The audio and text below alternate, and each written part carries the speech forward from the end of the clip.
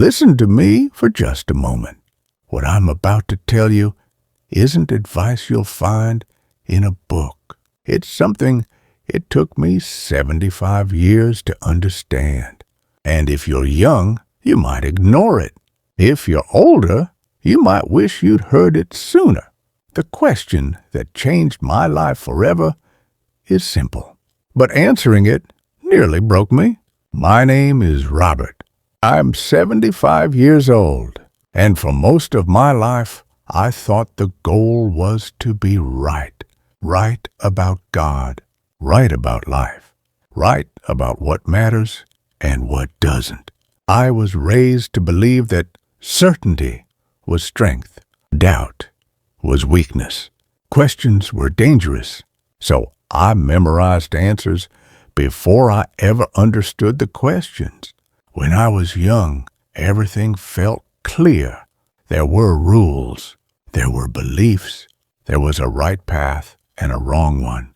And then life happened. I watched people who did everything right lose everything. I watched good men die too early. I watched marriages fall apart, dreams disappear, and prayers go unanswered. And slowly, quietly, the certainty I was so proud of began to crack. For years, I ignored that crack. I worked harder. I stayed busy. I told myself I had it all figured out.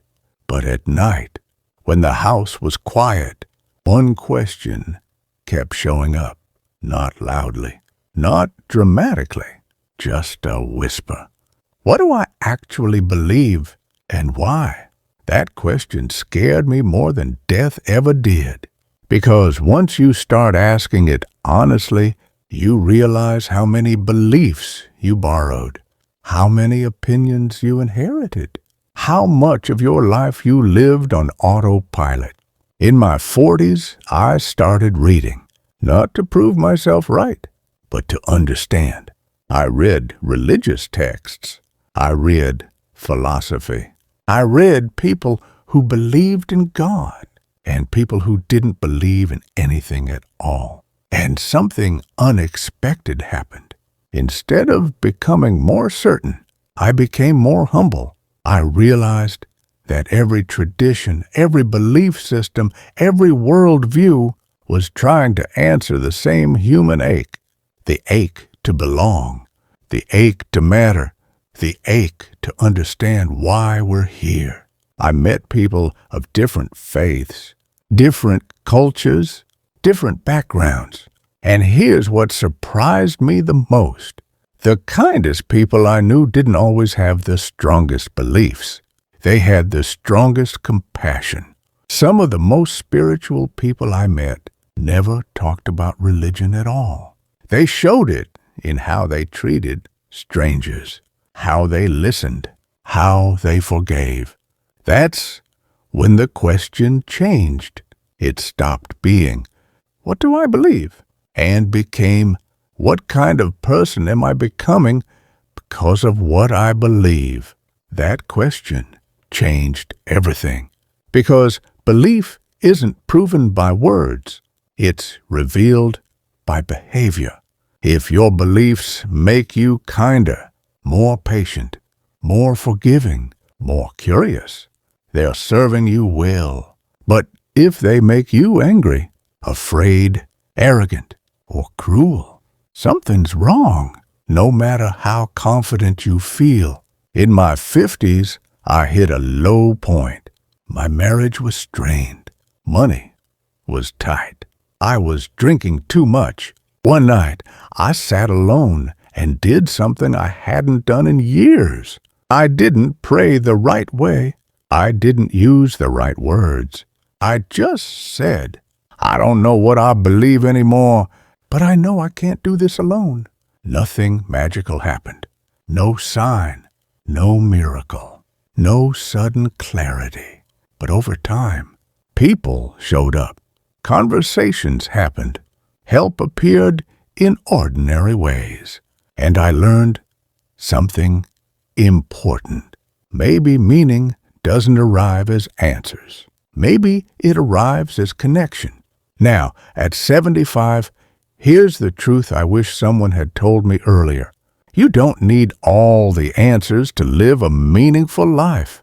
You need honesty, humility, and the courage to keep asking better questions.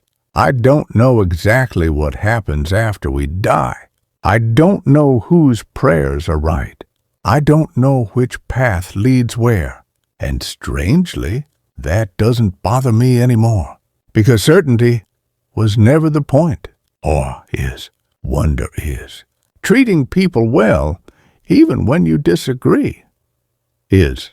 I see younger people today walking away from belief systems entirely, and I understand why. They've seen hypocrisy, judgment, fear disguised as faith. But I want to say this clearly. Don't give up on meaning just because some people abused it. Don't stop searching because someone gave you bad answers. Your questions are not a failure. They're a sign that you're alive. If there's one thing 75 years have taught me, it's this. The most important thing isn't what you believe. It's how you love, how you listen, how you show up for others.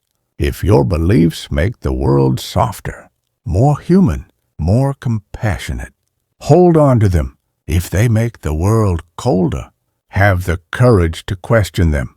I'm still learning, still questioning, still surprised by where wisdom shows up. And that's okay, because the question that changed my life wasn't about certainty. It was about sincerity.